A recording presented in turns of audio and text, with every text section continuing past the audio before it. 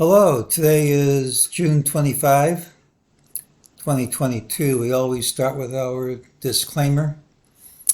Then we go over our predictions and make some new ones.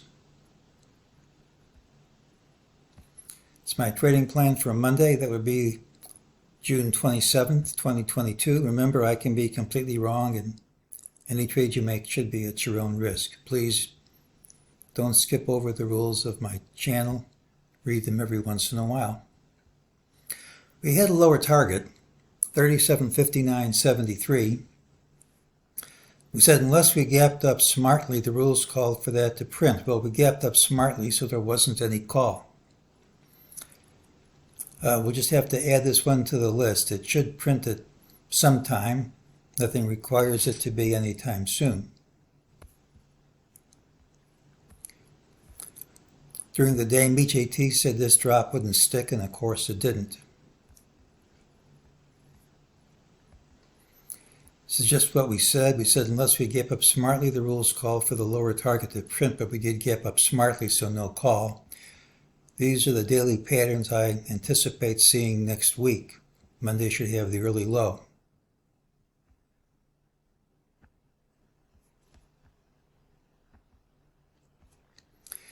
We're still in this down channel.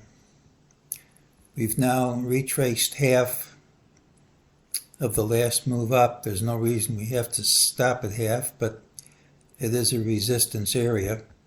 It's possible to call this a stilt. Half a diamond's all you need, so if the rally continues, you could actually have a stilt back up way into the 4100s, but there's nothing that requires the inverted diamond on stilt pattern to go to completion, but that's a resistance area if it happens.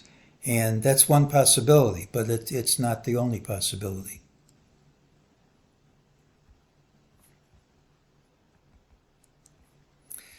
If you look at the long-term chart, you'll see we're still in this wave, magenta C down. You'll see this rally started from well under the 200-a-day moving average, and rallies that start that far under the 200-a-day moving average peter out at some point. Now, one point was to come back to this prior consolidation, but that's not the only point.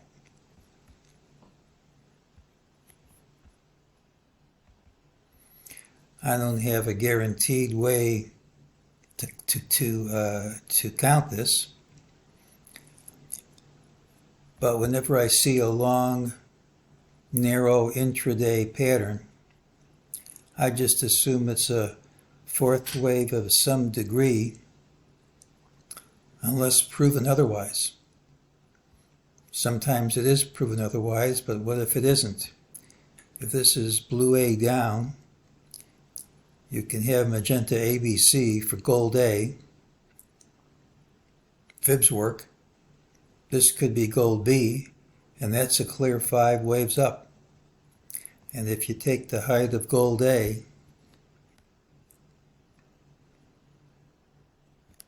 gold C is equal to it.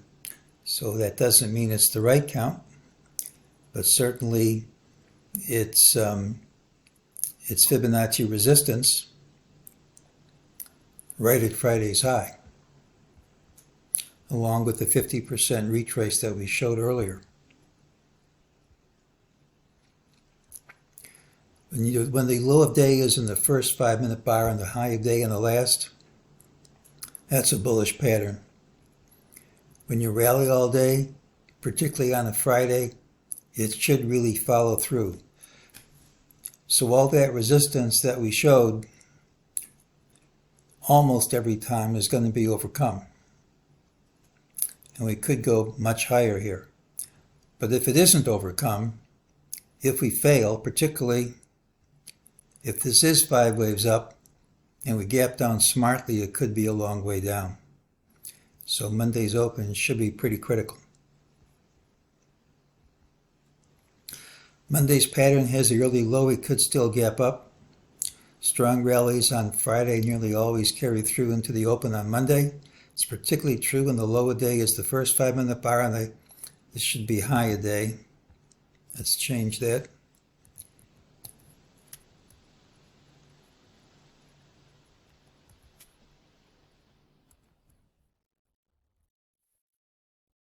and the high of day is in the last 5-minute bar. Sentiment indicators remain at levels compatible with a major low, but they were at those levels all the way down too. And there are MEJT targets at significantly higher prices, so if we continue higher here, we could go significantly higher. With all this going for it, failure to follow through on the upside would be particularly bearish. There's a wave count compatible with such a failure happening, and bulls need to follow through at Monday's open to continue the rally. We're still in a bear market. This is one place where it could pause. We gap over this, we will overcome resistance. I mean, I can see us going significantly higher, but if we fail here, it should be a pretty bad failure. So we'll have to see where we open on Monday, and that's today's call.